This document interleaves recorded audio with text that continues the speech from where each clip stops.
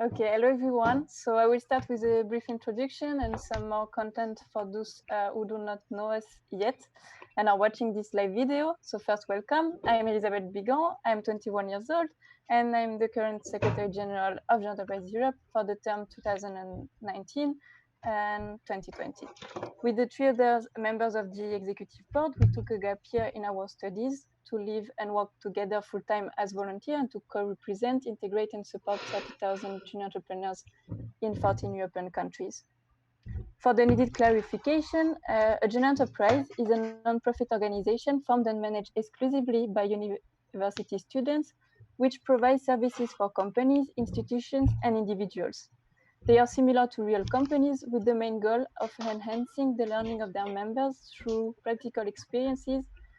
And as European youth NGOs, our mission is to boost the development of this joint enterprise network, empowering students capable and committed to generate a relevant impact at three levels: in academia, the business world, and in society. Since one of the development goals from our network strategy is to ensure the quality of our joint enterprise, we have launched some years ago a program called Train the Trainers to train the junior entrepreneurs participants to become the future European trainers. During 8 days, they can benefit from more than 40 hours of training to be able to deliver interactive workshops and online training for their national and the all European network. What is a trainer? A trainer is someone more focused on a non-formal education, which implies that the trainees are joining the training as volunteers. So the process can be more flexible, and it is important to not only share theories, but also experiences and reflections.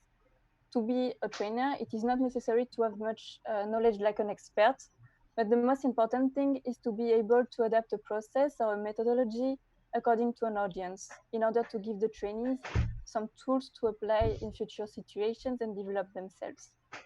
So I will now let the floor to our JEE training manager, Sarah Farias, who is working remotely for us from Portugal since the beginning of the year to coordinate the online training system of Joint Enterprise Europe.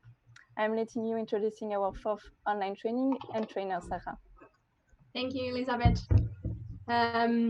Good afternoon, and I hope you enjoy this training. As Elizabeth said, I'm the training manager in JEE. I'm working remotely. I'm trying to always to find these opportunities for all junior entrepreneurs with a lot of different topics. So we are organizing a lot of different online trainings. I'm also Portuguese. I'm from Portugal. And Mariana is also Portuguese. She's from Lisbon, PH. Now she's working in design department, and also she's working in JEE Portugal, like communication manager. Last year she participated in Train the Trainers, like Elizabeth told you. And now we will start our online training. Our training, we will focus now in basic design. We will give you some tools to make some cool and captivating presentations. And in the end, we will have a practical session, and we will give you the difference between Illustrator and Photoshop. So now the stage is yours, Marianne, and you can start with our online training. Thank you. Thank you, girls. Okay. Okay, thank you so much. Welcome everybody. Just to say that this is my first time doing a live stream, so I really don't know really how to make this. It's my first time, so I'm giving you some tools that I use every day as a senior in design department. Sorry if I look this way, it's because I'm seeing your comments. So if you have any questions or along the training, just write in the comment section. So okay, let's start. What? I'm sorry. So as Sarah said before, I'm from sunny Lisbon, Portugal. I study pharmaceutical sciences, which has nothing to do with design. So to develop this my creative characteristic, I went to design department in Lisbon, PH, which is my JEE. And in November, 2018, the same year I entered my JEE. The next year I entered my JEE. I applied for communication manager in JEE Portugal, which is the Portuguese Confederation of Junior Enterprises. So, as junior entrepreneurs and students, we make presentations all the time.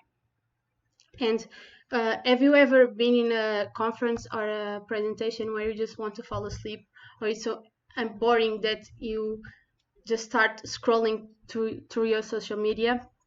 So if you are presenting, you don't want that to happen to your audience.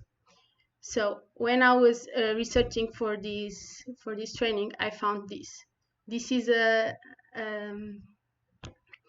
sentence, which is death by PowerPoint, and it's a concept that shows that presentation is so unappealing that the audience dies of boredom. This man right here is being executed by looking through a board PowerPoint. We don't want that to happen. We want our audience to be focused on our presentation, to retain our message, and design can be a really good ally in this matter.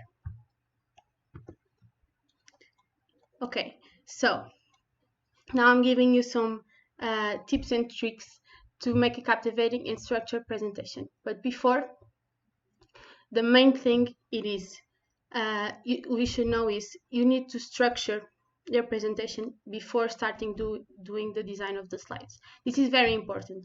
Just write down your ideas, see what you want to pass, include some sentences and like keywords you want to use on your PowerPoint, and then when you have all that material, you start designing it. And the first and really important tip is less is more. Nowadays, it is used a really clean design for PowerPoints, and that's it what we want. We want our audience to don't be overwhelmed with lots of information in one slide. We want them to be focused in our message, and when the slides are too full, they start reading it and don't pay attention to you. So you need to know that our slides, our PowerPoints are just a trail guide. They support your speech, but they are not essential.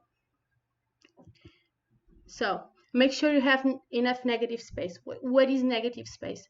When you are in a room, like your bedroom, you have maybe your desk, your beds, and your closet, for example. But you don't have every little piece of space filled. Because if you did, you could not be productive, you could not move. So that's the same thing with PowerPoint. You have to have negative space, clean space, free space, so that people focus on just one thing, and the thing is your message, your slide. So this is an example. When you have too many stuff on one slide, you cannot focus on one thing. But when you have a clean space, you have enough negative space, it's easier to follow, improves readability, and it's more is easier for the audience to follow. Are you okay, guys? Do you have any questions? Okay, I see that. So now, another really important thing, which is color and contrast. So when for colors, we need to have cool contrast. You cannot see what is here. This is poor contrast. You cannot read. Use contrasting colors for the background and for the letters. Or, for example, some people like to use more dark backgrounds, and if you do that, make sure your letters are white or some really light color. Also use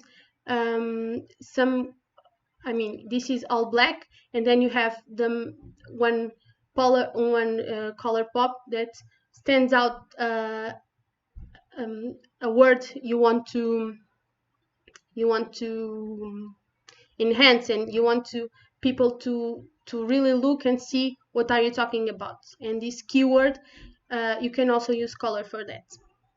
So now what I'm going to show you is a thing that we learn in primary school.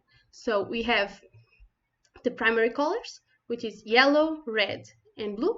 And when we mix them together, we can make all the colors of the rainbow and all the colors of the color wheel, which is this wheel right here. And now I'm going to show you guys a little video that I find very helpful for the use of color and how can you use colors in your design. So I hope everyone is hearing, and I'm going to start. Okay, I'm going to minimize me a little bit.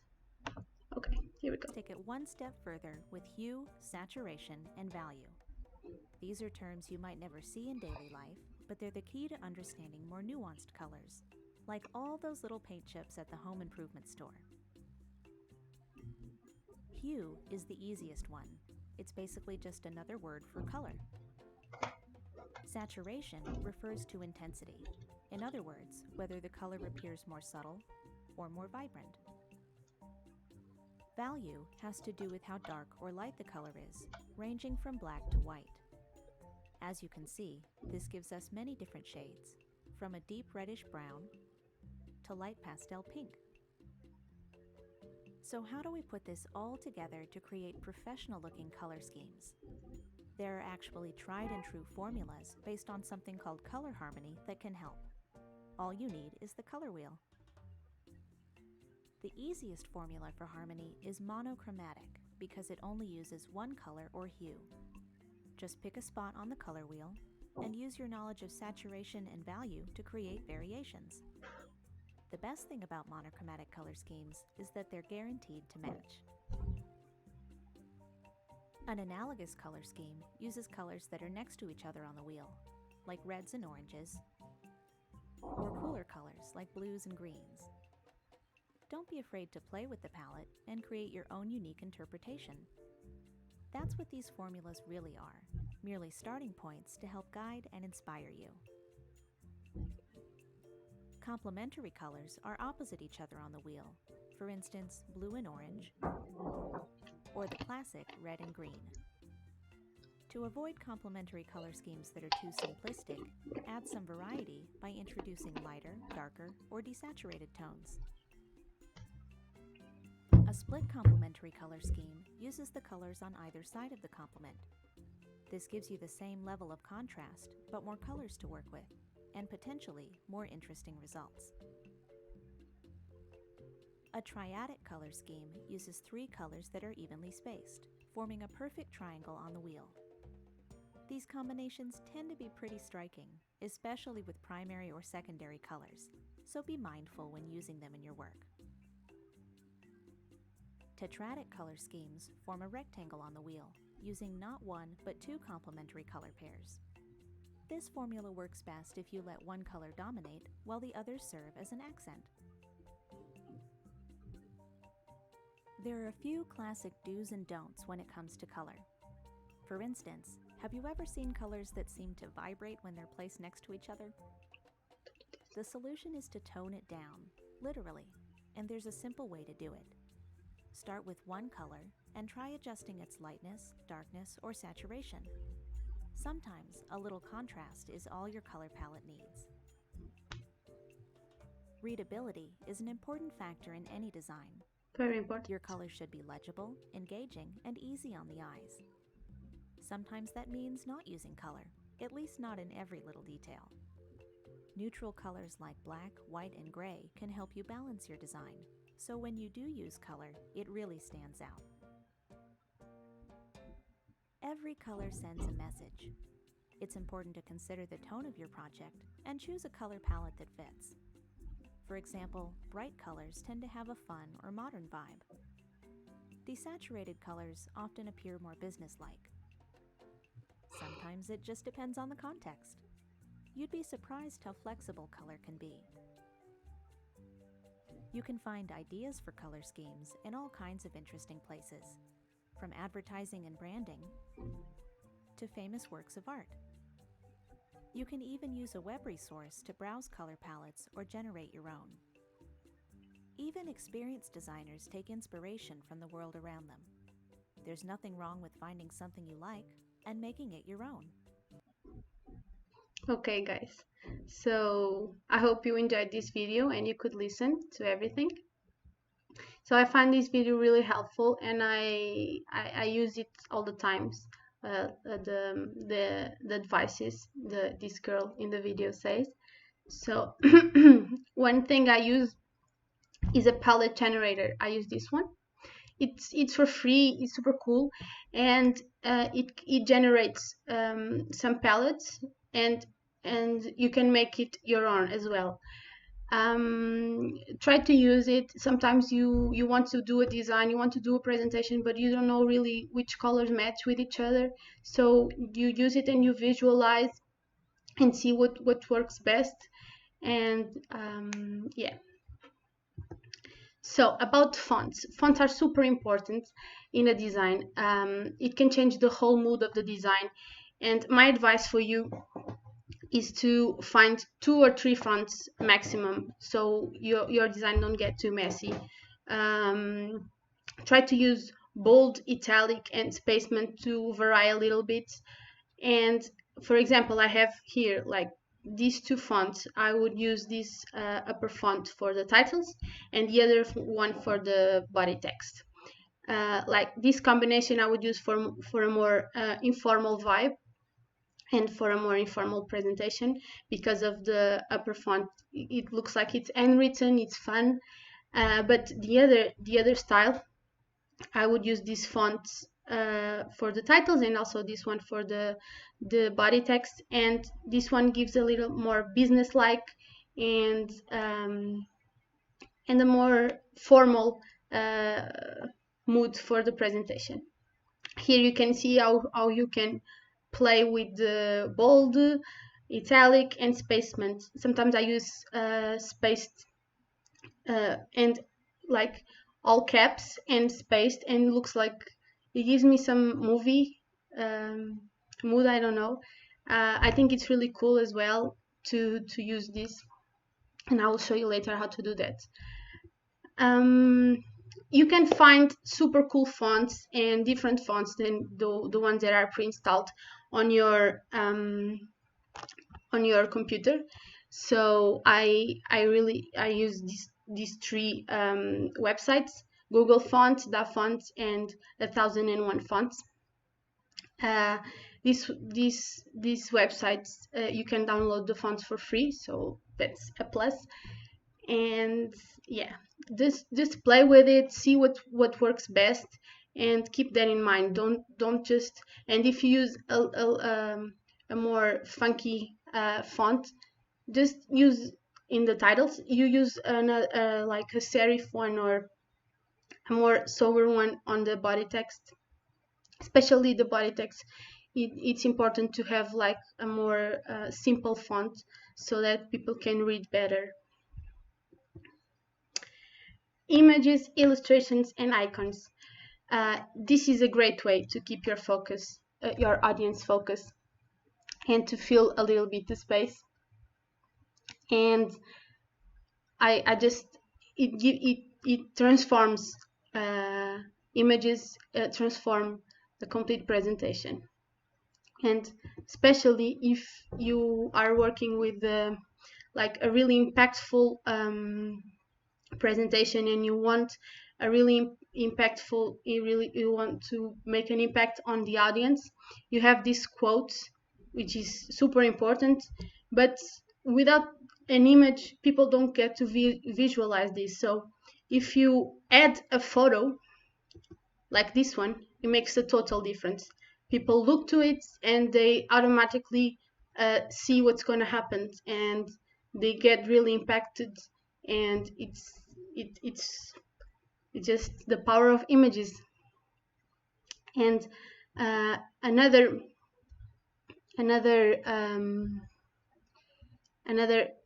way to use your space and to make your audience visualize your concept, you can use illustrations. The illustrations are a great way. They are a little bit more, how can I say it? They are modern, and they give a little informal vibe to your presentation, but they are also cool. And when used in the right way, it can be super important also. So as I told you, when your audience is watching your presentation, if you show a slide with an image, they will retain the information in 65%. And if you just put text, they will retain only 10%. So this is a really important statistic, and keep this in mind when you are doing a presentation. What is important in an image? It's important to have a good quality, to have big resolution. This looks like if you put like a bad and pixelized picture, people don't get to see it well, and it can also make your presentation look like it was made not carefully. And just find good quality images. Make sure it matches your presentation, like in terms of color. It's good when all your presentation has like a guide, and it's balanced and it's harmonized. So use the colors in your favor. If for example you have a presentation that it's all like in green types, and you put, I don't know, an orange picture, you don't want it to be orange, you want it to be more greenish, but you don't know how to make it, so just put it black and white. It can work. So yeah, this is my advices for when choosing an image. And where do I find cool images and with big resolution and with big quality? In Unsplash, Pixabay, and Pexels. These are 3 sites that I mostly use for like real life pictures, and you can download them for free. They are really cool. I will advise you to explore a little bit more these websites. You can also see this training afterwards on YouTube, so you don't have to write down right now. So just to be here. For illustration and icons, I use Freepik. Freepik also has real life pictures. Also, Freepik is a really good platform. Most of the things are for free, but if you want some content, you need to do a premium account. I have a premium account. It's life-changing. Freepik has lots of cool stock illustrations and icons. And Flaticon is just for icons, but it's also cool because you can change the color of the icons. They're not only black, there are many colors. And yeah, that's it. For data, organizing your data is a fulcrum point of a presentation, and this is where it normally gets boring. When you are in a conference or in a presentation and you see like these big tables with lots of things, you get distracted and you cannot follow it.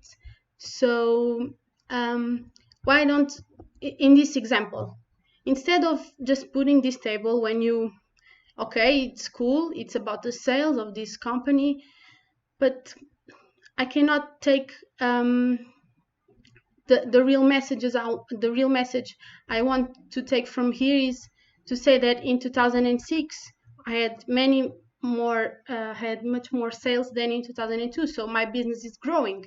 I want to say this. So why don't you just use a graph like this impactful graph, and when your audience is looking at it, you just see it and they automatically know that your sales are growing, instead of this table when you need to read it, and reading and listening sometimes for humans is difficult.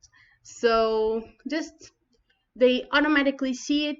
Try to be more impactful visually in your graphics. So, and also don't be afraid to use color to highlight some of your data. Also, I wanted to say, Freepik is also a place where you can find really cool graphics that you can adjust to your presentation, and we are seeing that later on. Inspiration. Where do we find inspiration? We find, okay, so everybody seeks inspiration. Designers are no exception. So to make presentations, just when you go outside, observe the colors, the shapes, in billboards and in magazines, and you can find an inspiration everywhere. Also, what I think it's really important, it's your slides to be consistent and balanced and harmonized. So also there are some websites they have these templates that are pre-made, and I'm not saying that you should use them, but I'm saying you should look at it and see the shapes and see the colors, and how can you adapt this to your project, to your presentation. Like this one, the monochromatic tones, you see it gives a little more sober vibe to the presentation, a more business-like. So be aware of this. And also this one, this is more also business, but it has a little bit of color. It gives like a more informal, a little bit more informal. It's a little more cool. So working with these colors and shapes, and you can find really good inspiration here. So this is what I did in a presentation I made with my head of department for my junior enterprise. So this is not a template I find on the internet. It's just something her and I created based on some inspirations we had, and we wanted to make sure that our presentation was cohesive and had a trail guide throughout every slide. So even though every slide is different, we kept some common points, like this bar right here with our logo. We kept it in almost every slide. Also, the fonts, it's important for your fonts to be also cohesive throughout your presentation, as I told you before. And also the colors. We chose the blues because it's the color of our logo, and it gives like this harmony throughout the presentation. Okay. So as I told you, you can find inspiration everywhere. Also in Pinterest, which is a place we already know for inspiration for many things, like for house decor and for outfits. I don't know, girls use it all the time. And then you can try, instead of searching house decor when you want to inspiration for house decor, try to search for PowerPoint templates or PowerPoint presentation, and it gives you instantly like so many PowerPoints, and with lots of different shapes and different moods. Try also to search like for graphic design, and you see lots of graphic designs and different things that you can get inspiration and use some things you like in your presentations. Also, Slides Go is a website where you can find templates for PowerPoint and for Google Slides. And sometimes I go there and see some infographics that I like, and yeah, these slides on Slides Go, they are really cohesive and balanced and harmonized, and they are also cool. Now let's jump into the practical part. First, I'm going to share with you the differences between Adobe Illustrator and Photoshop. So these two platforms are really used by designers, and they are the platforms I use on a daily basis for my junior enterprise. And yes, so I'm going to show you. So Photoshop. Let's start with Photoshop. So let me just take this away. Okay, it's away. Photoshop. Photoshop is a platform that was built for photos. So they work with this as a pixel-based format in showing images. We can see that when we open this, and so I already downloaded this image from Unsplash. I liked it because of the cats. I'm a cat lady. And I use this picture, and if we, as I told you, this is a pixel-based format. So if we zoom in, which to zoom in Photoshop, we have to make Control or Command plus. And if we zoom, you can see that there are little squares, and these little squares are the pixels. So keep that in mind when working with Photoshop, because if you just use this image and like we wanted to just the cats, we open, okay, open.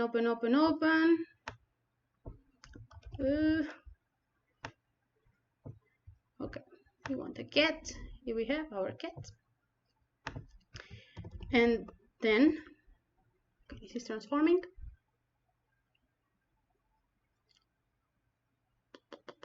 And as you can see, maybe the cat is a little bit pixelized because we opened it so much. Okay, this image is not so much because it's a really big quality image that I found on, but as you can see, it's a little bit pixelized. So when making big like if you are making a billboard or something like that, you have to keep this in mind and work in big dimensions. So okay, I'm going to show you some basic tools on Photoshop and which tools I use the most. I mostly use Photoshop when working with photos like this one, not illustrations. Illustrations I use Illustrator. I'm going to show you why. And the tools I use, this is the selection tool that I use for selecting my image. And I need to say a thing to you guys. Photoshop, if you don't know, Photoshop we use layers. So when we have layers, it's just like layers in real life. When you have one thing, this thing we will see first, then this thing. This layer is upward, so we see this layer first. So this layer is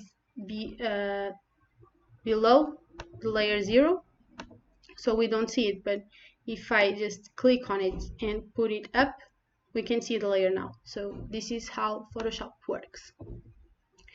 And then, okay, so I'm going to show you the tools.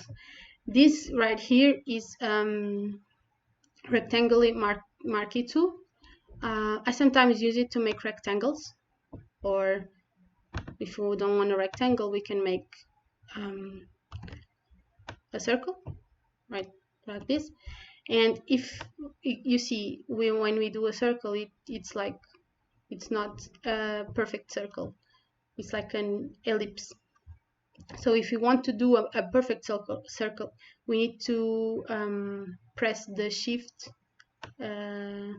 and do a circle, and now the circle is perfect. What? Okay, I didn't press it. Okay, like this. When you don't want it to be like all like this, like when you want to eliminate these this thing, you press Control D or Command D if you're Mac. So now these two, you can, okay, I didn't say, but if you press the right button of your mouse, you see another tool in this tool.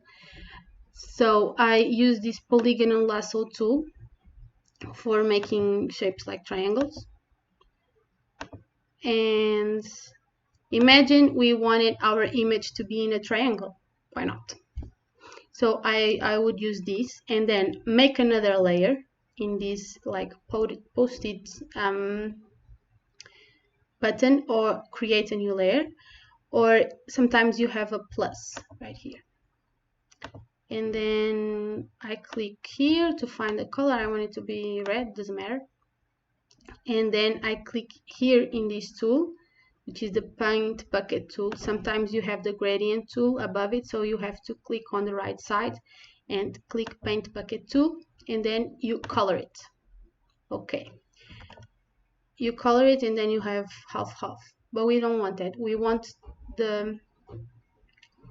our image to be just right here. So what I do is I put it under this one, and then I click on the layer 0, which is my photo, and I click on the right side of the mouse, and then click create clipping mask.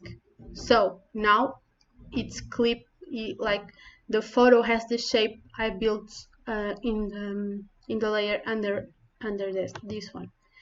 So now my photo is in a triangle. Okay, but I decided I don't like this, so I click on the right side and release clipping mask, and now I have my image again. So I'm going to delete it. I just click on the layer and click on the delete, or I just go here and choose delete layer. Yes, I want to delete it. Okay. So another tool I find really helpful in Photoshop is this one, which is the select tool. And imagine I just want the cat. I just want the cat. I don't like this lady. So I'm going here. I am in the select tool, quick selection tool, and I'm in this. You see my mouse here. I'm in this selected. So I started, and then my cat is selected, but it has some lady parts that I don't want. So I click here on the selection tool with a minus, the subtract from selection. And then I go here and carefully I take the lady out. Okay. Oh, okay. I did a mistake. Okay. Here we are again.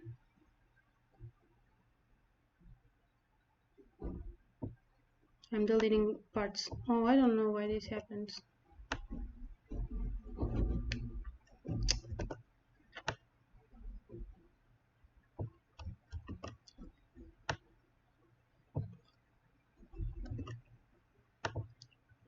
Okay guys, this is not working as I want it, but we can try another thing. So okay, and now I have my cat selected, and then I do here select and inverse, and then I press on delete button.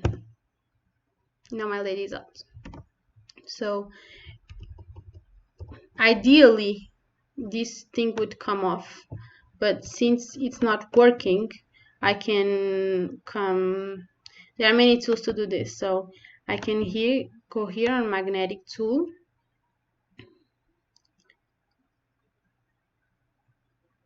and delete it.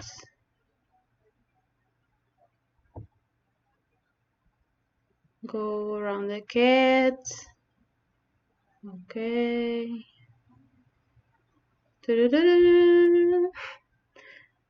Go around the cat. Okay. And now I do also select, inverse, and then delete, and now it's all gone. So this is just the thing I do sometimes to when I want to eliminate the background of a picture. It's really helpful for this. And okay, that's it. Now we have our lady back. Another tool is the eyedrop tool. This tool is super important for colors. So sometimes I go here and I want this color. I want to do a text with this color. So here I have the color. I just go with the eyedrop tool and select the color. This is super cool. Now that I have the color, also a thing you should know, colors have like these codes with this symbol, and this is the color of the code of the color. And if you really like one color, you can just go here, Control C, and keep it. I know some ones by heart, like this one, which is the color of the logo of Junior Enterprises Europe and also the logo of Junior Enterprises Portugal. This like pinkish color I really like. So imagine we wanted to do a text here. So I click on the type tool and create a text.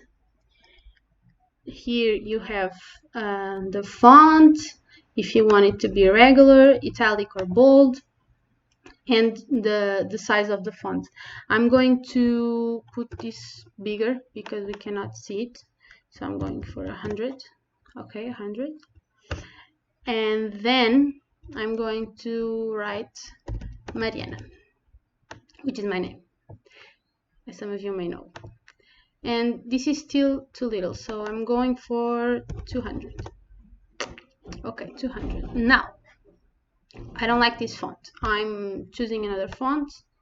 So I just go here and okay, another font. I have so many fonts on my computer. There are people that have many more than me. I like this font, Curve. Okay, so now it's my name right here. And then I use the eyedrop because I want to be the same color of the chair. So now I selected the color of the chair. I go here, click 2 times on this rectangle, and then I select this, Control C, OK, and I select the text tool again. Here, select my text, and here I change my color. Okay, so now it is the same color as the chair, even though it's like black, but it's the same color. I said I wanted to show you guys about the spacement between letters. So what you can do is go here, window, and select character. Okay, character, and then you select your text. And now you in here, when you see VA, you can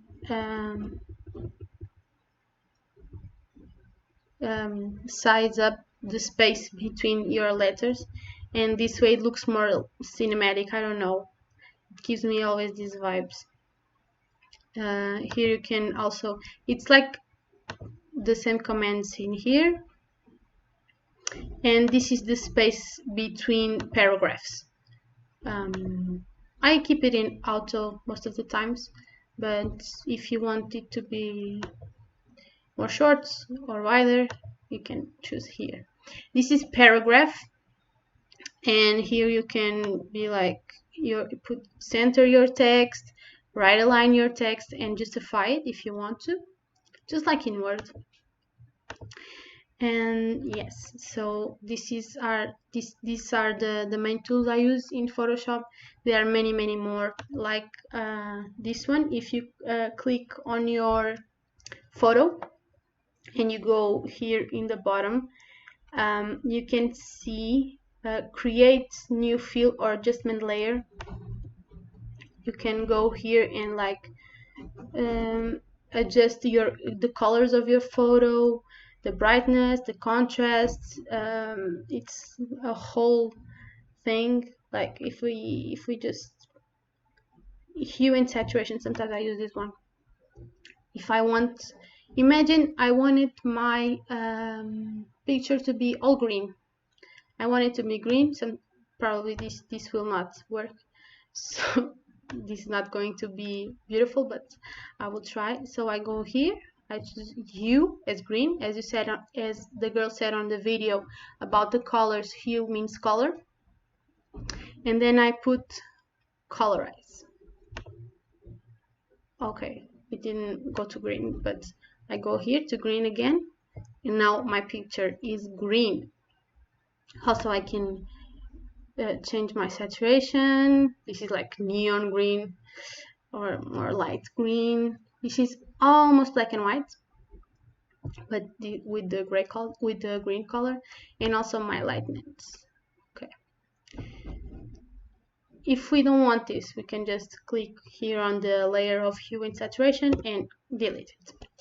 Also, a great thing about Photoshop is the text. You can text and objects. You can go here and click on the FX and add a layer style, so you can style your layers. I normally go here, blending options,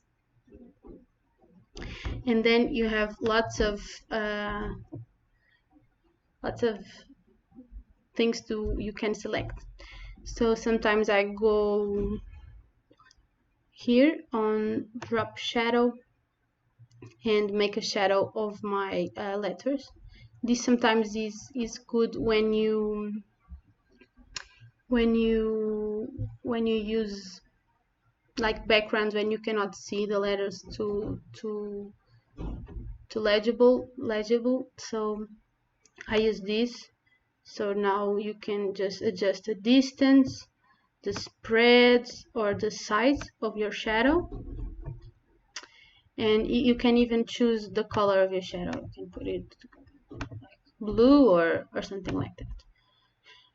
If you deselect here, it all automatically just goes away in here.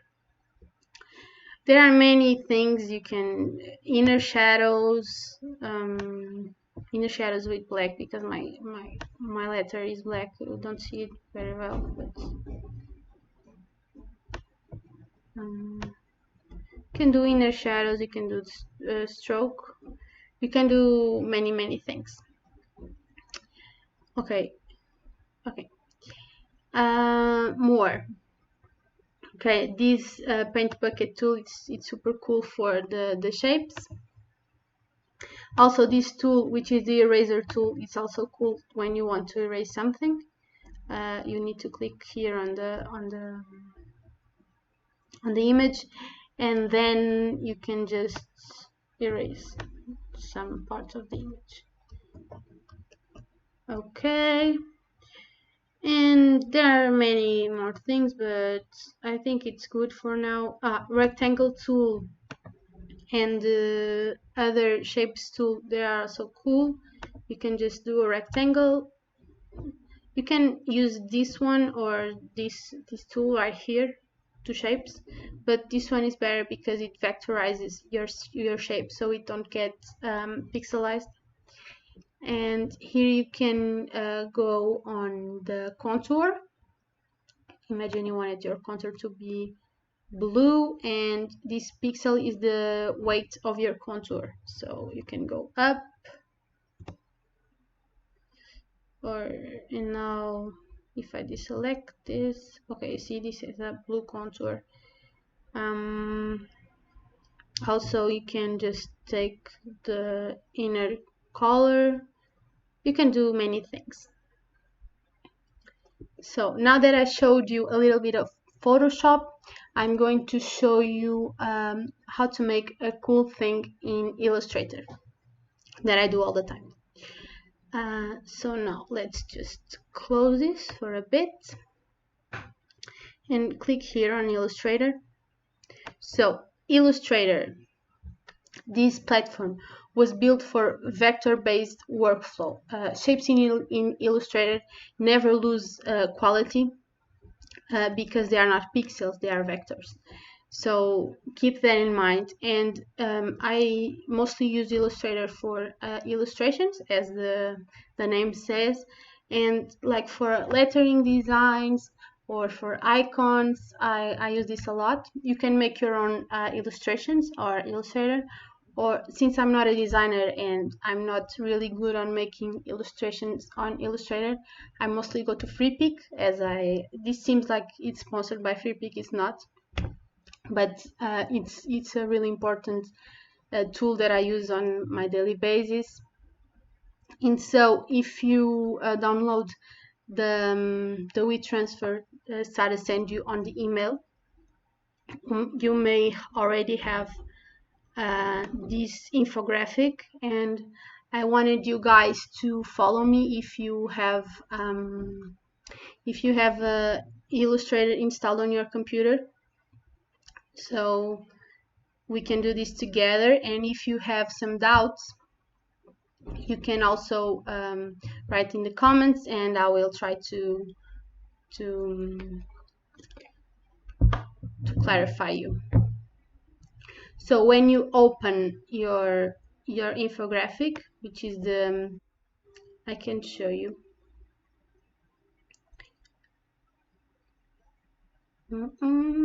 What? This is not. This is also not. If you open the training path I send you, you have this element right here, which is infographic, and you click 2 times and you go directly to Illustrator if you have it installed in your computer.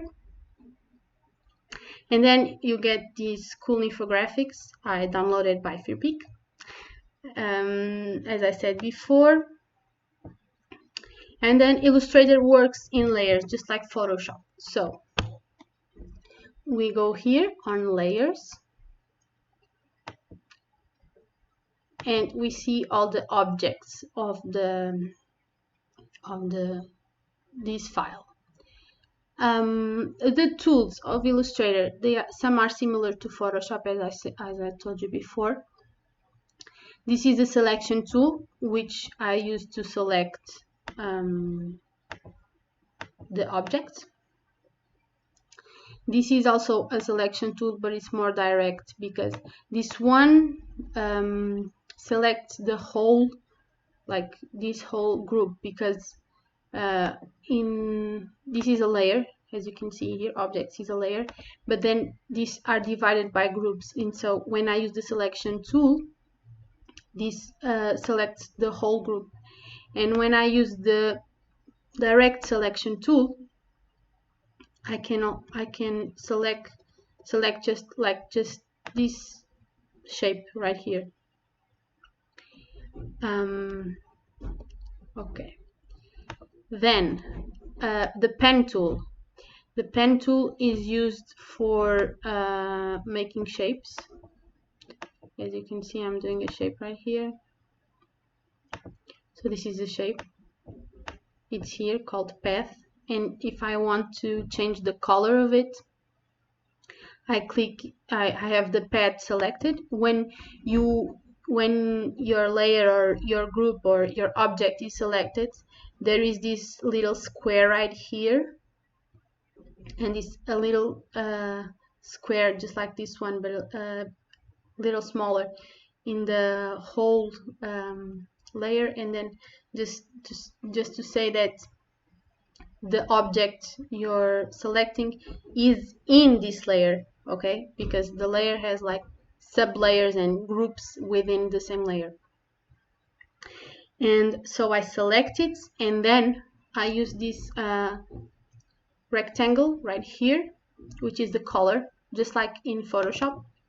So I click here, and then imagine I want it to be purple. I want it to be purple, so I choose the purple I want, like more pastel purple. Pastels are trending right now, so I'm going to pastels. So okay, I click OK, and then my shape is purple. The same way you can choose the stroke. You click 2 times, and I want it to be a little more darkish purple. Okay, and then you can see I have the darkish purple outside. You can also imagine you don't want the inside to be colored. You click here in none, which is the white one with the red bar, and this is just like it's transparent. You see, like if I just go here, it's transparent. Okay. So now I'm going to delete this because we don't want this. We have the eyedropper tool, our loved one. We have the eraser tool as well, just like in Photoshop. The text tool, in here it's called the type tool. Where you can put text, just like in Photoshop as well. I wanted to show you what I showed you in Photoshop when we zoom in, what happened to our vector. So this is a vector right here, and I want to zoom it just much as possible to see if it's pixelized. Now I'm going to an edge right here. You see, not a single pixel. Okay, you see, it's a path. This doesn't get pixelized. This doesn't have the little squares with the pixels, just like in Photoshop. So this is the big difference between Illustrator and in Photoshop.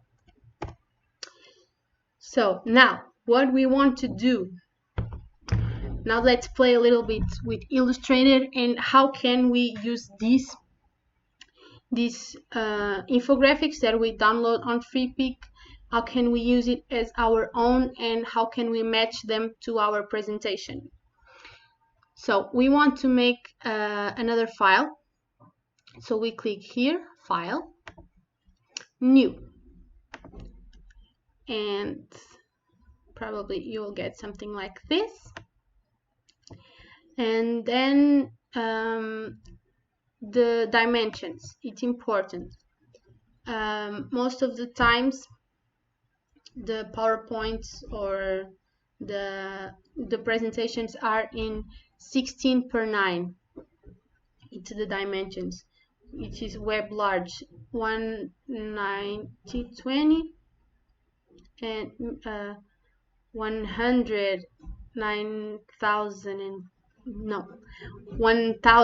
1920 and 1080. You click here and you see these preset details. We can just call it our training.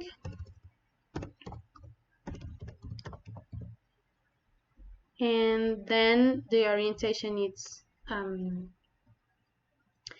like it's horizontal. Heartboards, you can make different heartboards.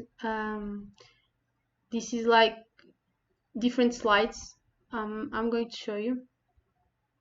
And bleeds are the parts that are always safe. This is important for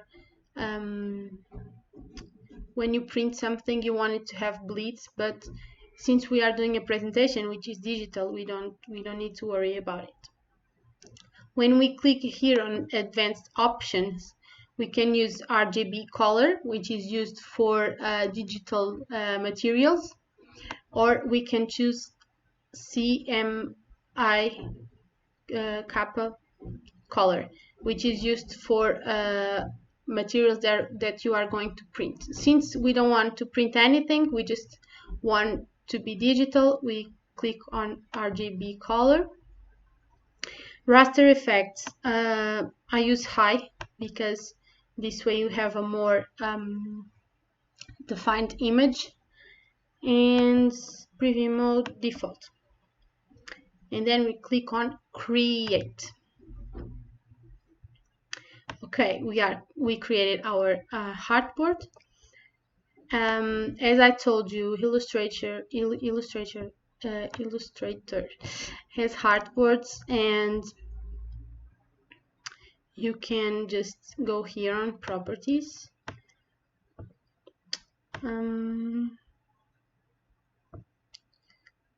Okay, edit artboards. So you have your artboard 1. Okay, exit.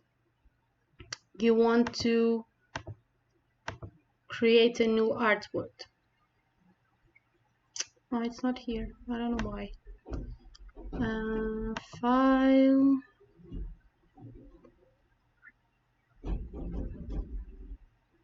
I'm sorry, guys. I don't know why this is not working as I want it. Maybe here, window. Artboards. Okay. I can just put this in here. Also this. Okay. Artboards. Here we have it. We can create a new artboard in here, in the artboards window. And what happened, you didn't see it because it's too zoomed in. Sorry. I'm going to delete it and show you again. This is our artboard 1. You see? And then we create another one. You see? Now we can use this for slides, for example. And you can just put as much as you want. And now you have 7 or 8. You can organize them here. You can just put like in a row, in a column, or guide by row. And you want 2 rows, for example. And now you have it like this. But we are just working with 1, so it's just 1, and then okay. Now we are going to close or minimize this and minimize this. So now we have our slides. This is our blank slide, and we wanted to put this infographic in our slides. So here we have 2 windows. This one is the infographic. We already opened it, and this is the slides, the blank slide. So I want this infographic. So I click here on selection tool and click on the infographic. Then we go here on layers, and we see our group is selected. So we press Control or Command C if you're Mac, Command C, and go on the other tab with our slide and put Control V. Okay, so now we have our infographic right here, but it's too small. So what we do is we go here, as you can see, and we click on Shift the same time as you open it, because if you just click here and open, it can, you see, it can be deformed. So to go back, this is an important, to go back you put Control Z or Command Z. So I did something I didn't like this, I don't like this, so I go Command Z or Control Z. So to keep the proportions of the infographic, I click on Shift and open the infographic. Okay, here we go. Okay, so now we have the infographic. Are you guys following? I don't know. If you have some question, just say in the comments. I don't see anyone with questions, so I presume everything's fine. I have a delay of 30 seconds, so okay, I think it's fine. So now, we don't want these colors. We don't want it. It's too much color for our design. We just want one color, and so but we want it in gradients. We like gradients. So I just go here on the layer in this window. I click on layers, layer 1, and then I want all of the these 3 shapes to be like the third one. So I go here and I select this. No, not this. I open this group, the green group, and select this. Okay. So now I'm going to open this. I'm going to click here on fill the colors. And if you click here, you can just choose one color. Just it's solid color, you see, not gradient. So, but we want gradient. So we go click here on gradient tool. And then, as you can see, this is the gradient. So I'm going to use, I want it to be like this one, remember?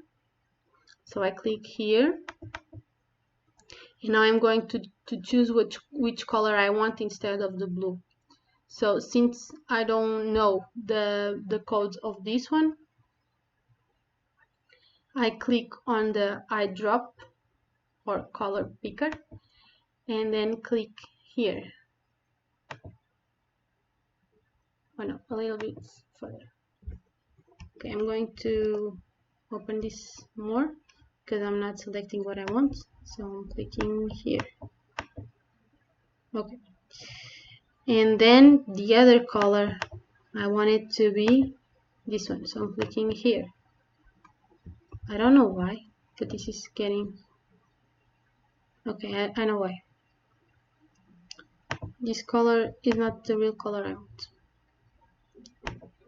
Aha. Okay, I want more of a pinkish color, not the purple color. So you go here and you find which color you want. Also, if you want a little bit more,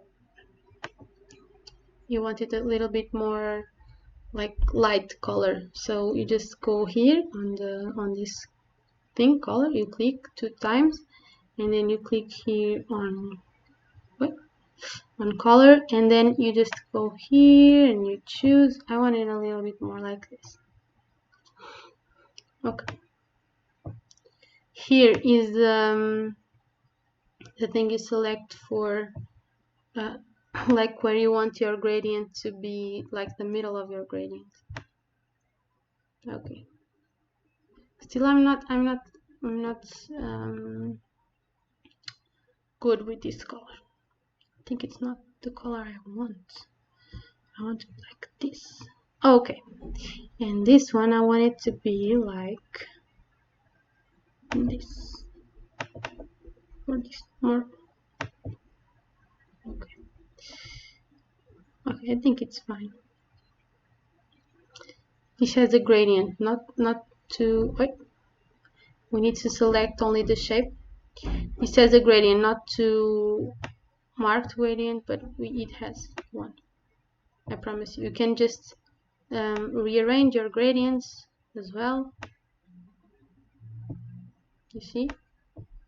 Okay. Now I do this to the other one, or I can just click on eyedropper tool. This is the easier way to do it, and click here, and you just get automatically the gradient this one has. You see, this is super cool. I'm also doing this for the orange one, which is here. So I'm here and I click, I want this, and I go here and I want this. So as I told you, you can choose your colors. Okay? You can choose your colors here on the gradient tool, or you can just, if you want them to be repeated, you can use the eyedropper and just pick which one you like to copy. Okay, now everyone is understanding. Okay, cool. So now the other parts, I don't want it to have numbers, I want it to have icons in these little circles. So I go here, I choose the numbers, and if we choose, like I chose the 3, and now I want to choose more, so I click on Control, I click on the 2, and I click on the 1, and the three of them are selected, and then I press delete because I don't want it anymore, so I delete it. Now I have my white circles free to use an icon. So if you still have your if you downloaded the materials I sent you, you have here some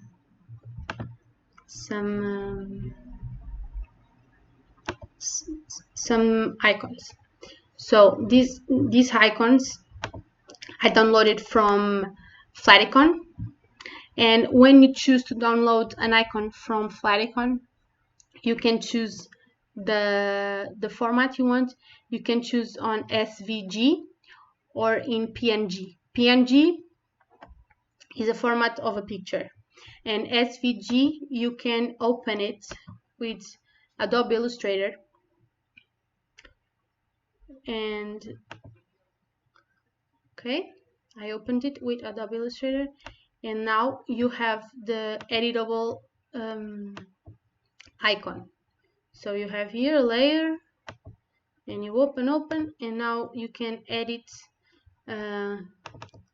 the parts of the icon. Imagine I wanted this to be gray, so this is gray, and I want all of this to be gray, so I just select all of them, clicking on Control or Command if you're Mac, and then I go to eyedropper and choose this one to be all the same color. So now all of my icon is the same color, and then I just click on the layer or on the group. I click on the group and everything is selected, so I go Command C or Control C if you're Windows, Control C, and then go back to my training infographic, and then I go Control V.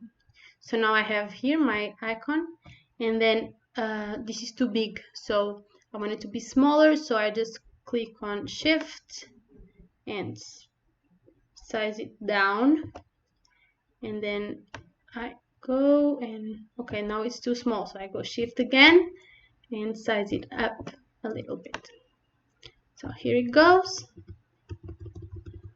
and this, okay, so this icon is about, I wanted this infographic to resume what some tips I told you in training. So what are the important tips on a design? So this one is for colors, so I don't want this text right here, so I click on it.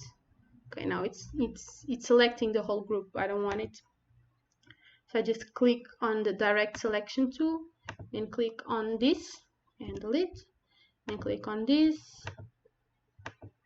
you see it's here, and delete it again. So now I want a different I want the text, but I wanted to make it my own, so I click on the text tool and create a text box like this. It's okay like this, and now the text is too small, So I go here on the window. I'm just writing color. You cannot see it because it's too small. I go on the window and I go on, click on, where is it?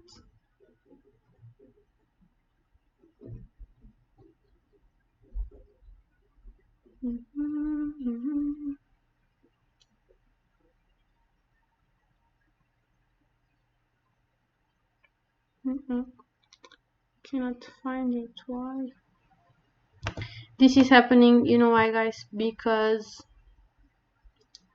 I used another Illustrator, the Portuguese one, and I had to change it to the English one so that you guys could follow me. So that's why I'm a little bit lost. But okay, so we go to properties, and then sometimes what happens is you have the character window as I showed you in Photoshop. So we have here the properties, and now we can change our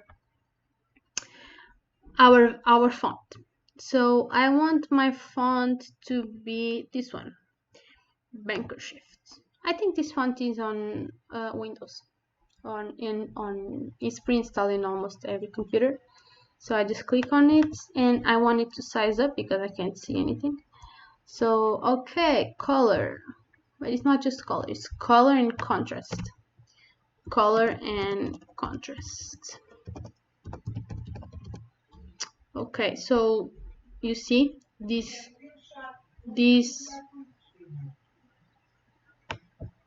thing is this text box is just not showing everything. So you go here on the select tool and you open it a little bit. Okay, so now it's okay, and you go here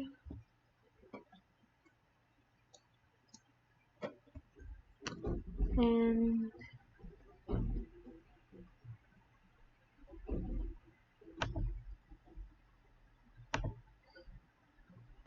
Mateo said, which website? Sorry, Flaticon. It's the website with the icons I told before. Maybe it's this one you're talking about.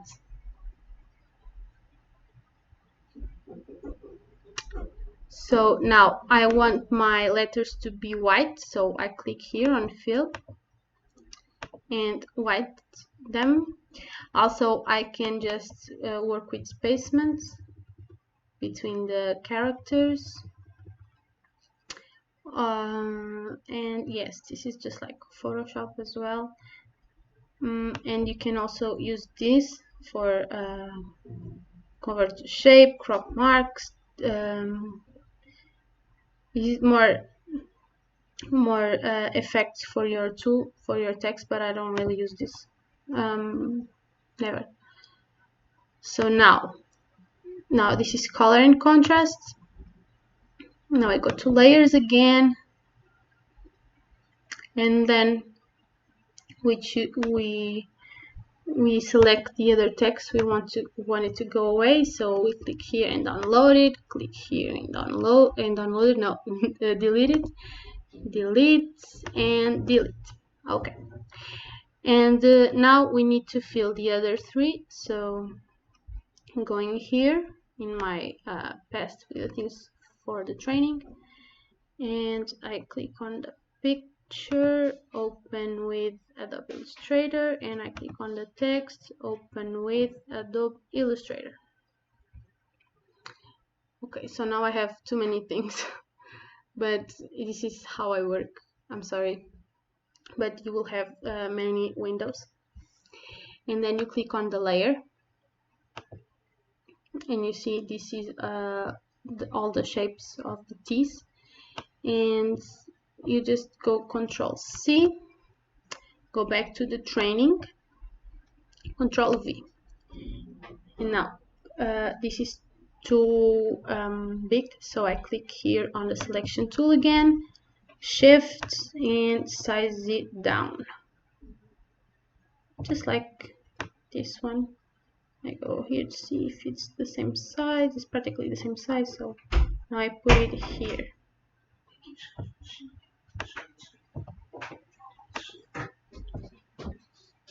So it's here.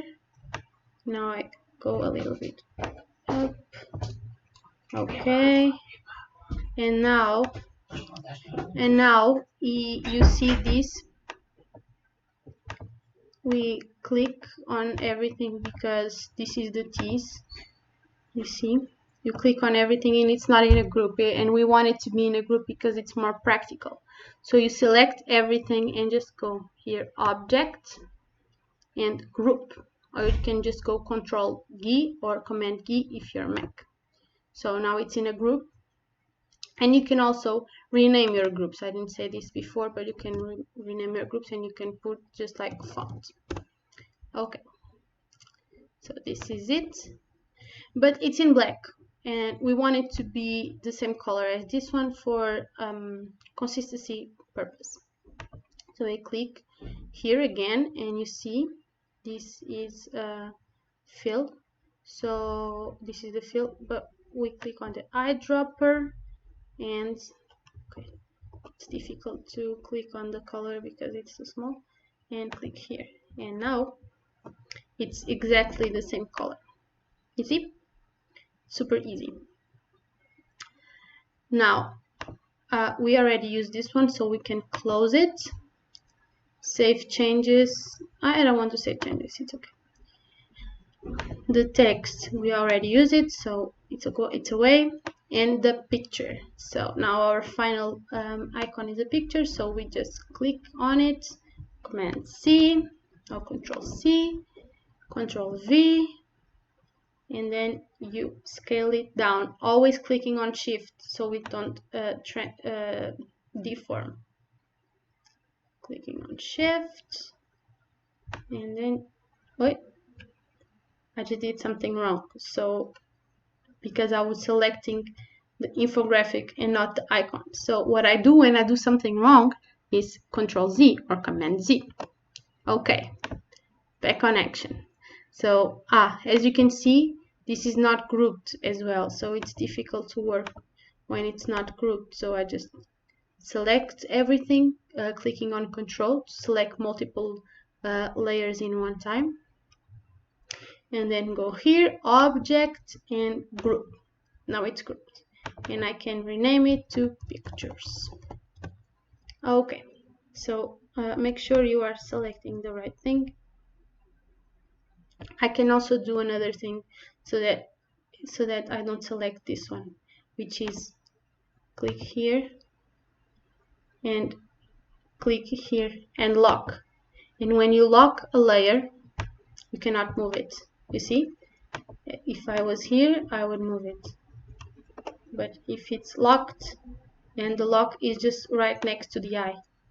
Also, I didn't tell you, but the eye, we use the eye to make the layer visible or invisible. So if you click on the eye, you see I'm selecting here in the like in this painting, in the art and design icon.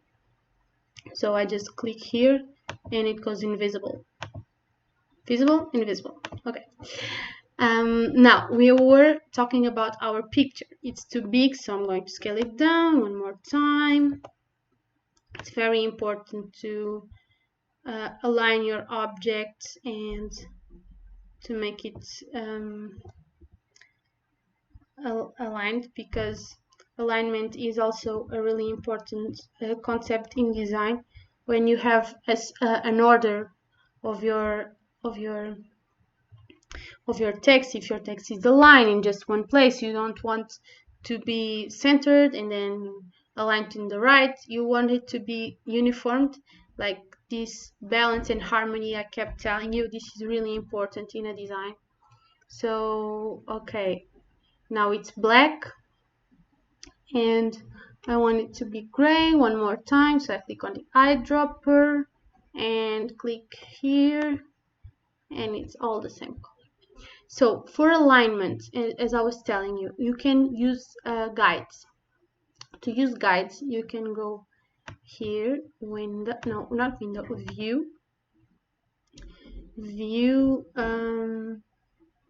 show grids. You can show rulers. Okay, it didn't work.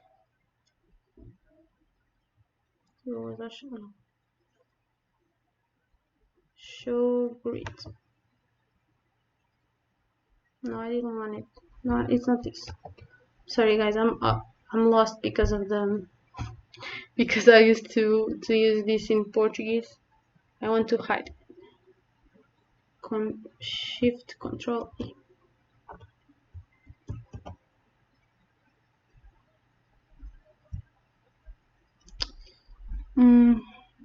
Where is it? I'm sorry. Rulers. It's here. Show rulers. Okay. I was complicating. So the rulers, you can just using the select tool. You go here on the rulers, and then you just pass your mouse and create a guide. You see? And like this. To make sure everything is aligned. I use this a lot. Okay. Okay, now I know everything is aligned because I have my grids. Now, I don't know why, but this got black because I used Command Z to hide the grids. I didn't want it. So now I'm going to eyedropper again and choose this one, and now it's gray. And now what I need to do is just I want to write here fonts and pictures, which were some of the main topics I used to explain you guys some tips about design. So if I want the same text, I just go click here on the text. I know it's this one because the name of the layer is color and contrast, which is the same name of the thing I wrote. So I click here, Control C, Control V, and put it here. But I don't want it to be color and contrast, so I just go here on the text tool, click on the text I want to change, and I just want to write fonts. But I want this to be centered, so I go here on properties again and center. Okay. One more time, I just go Control C, Control V, and I go here, and I click here, and I click images, and that's it. And now I have the infographic I wanted to make for you guys. You can delete the guides, and you can just go here and just make some adjustments, or you can just like you can move around the layers to make it next to each other, like make all the icons next to each other, arrange here and in your personal taste. And lastly, you can just keep it this way and copy this infographic for a PowerPoint if you already have the PowerPoint and you just want to add this, or you can do the whole PowerPoint right here. Or you can also, if you are doing your PowerPoint on Photoshop, you can go here, select the whole layer, select everything, and make Control C, and then go to Photoshop. It's opening. I'm sorry, my computer is a little bit slow because of the internet. I don't know, because I'm using it for so many things.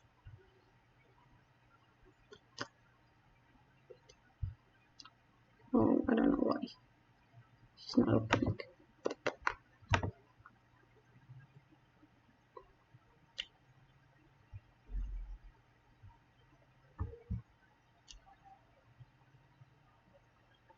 Okay, but you can just, okay, this is not responding. I'm sorry guys, sometimes this happens. Oh no. Do you have any questions so far?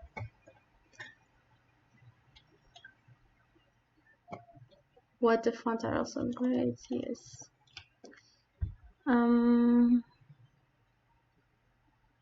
Oh no. Did you guys follow this tutorial, or are you going to follow afterwards when you install? Was this helpful for you?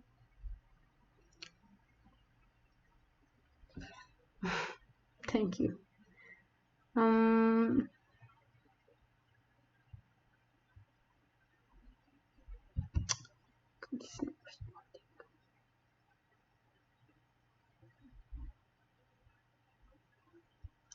Okay, I'm just going to close it.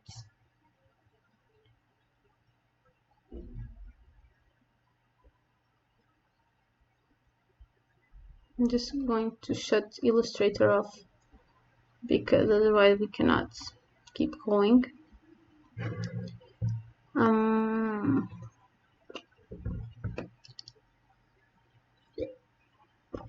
Lastly, I just wanted to show you how can we export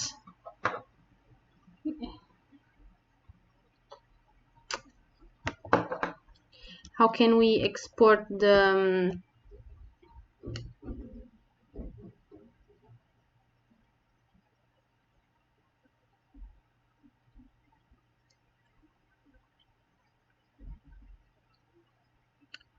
how can we export our image, which is a really important process.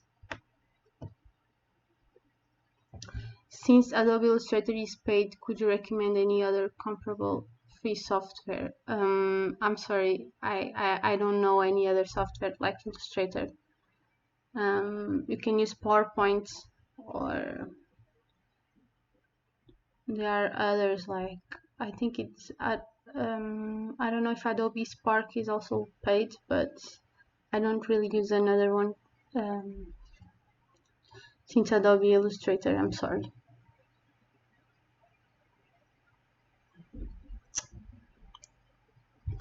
Okay, I think it's working now. I just shut it down. Now it's opening again, and I'm just going to show you an image of anything, just to show you how can you okay, I want to recover. Okay,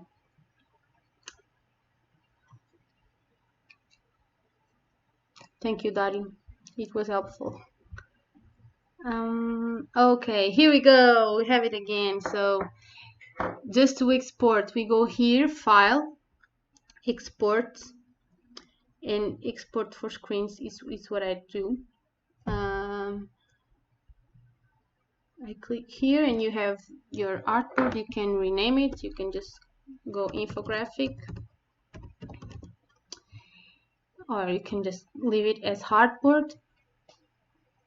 Then you go export to, I usually don't change these properties. I just leave it this way, and then I choose the folder I want it to go. So I just go to my desktop, which is Ambiente de Trabalho in Portuguese. So I select this, it goes to the export. It will open after export. You can create a subfolder or not. It's your choose. And I usually export as PNG, but you can export as CVG or PDF. I use PNG,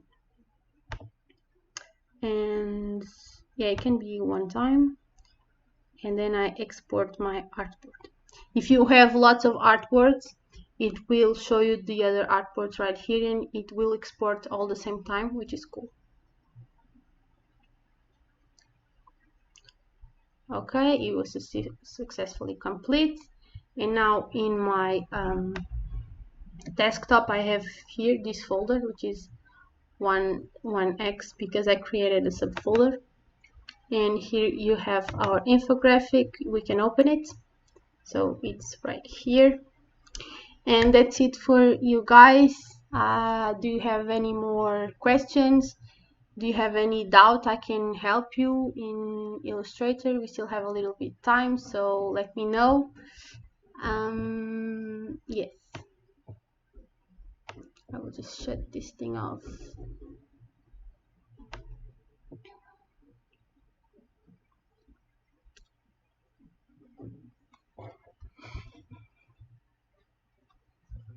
And also thank you for the support you're giving me in the comments.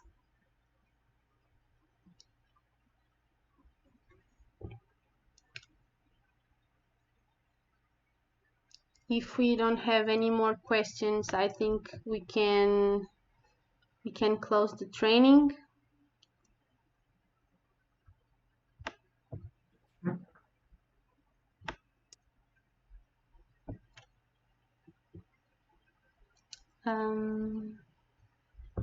Yes, don't forget to give feedback.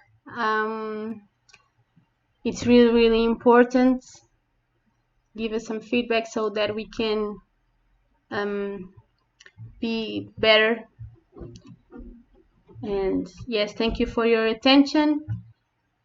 And Thank you, Mariana. okay, Dario has a question. What version of the software are you using? I think it's Illustrator 2020.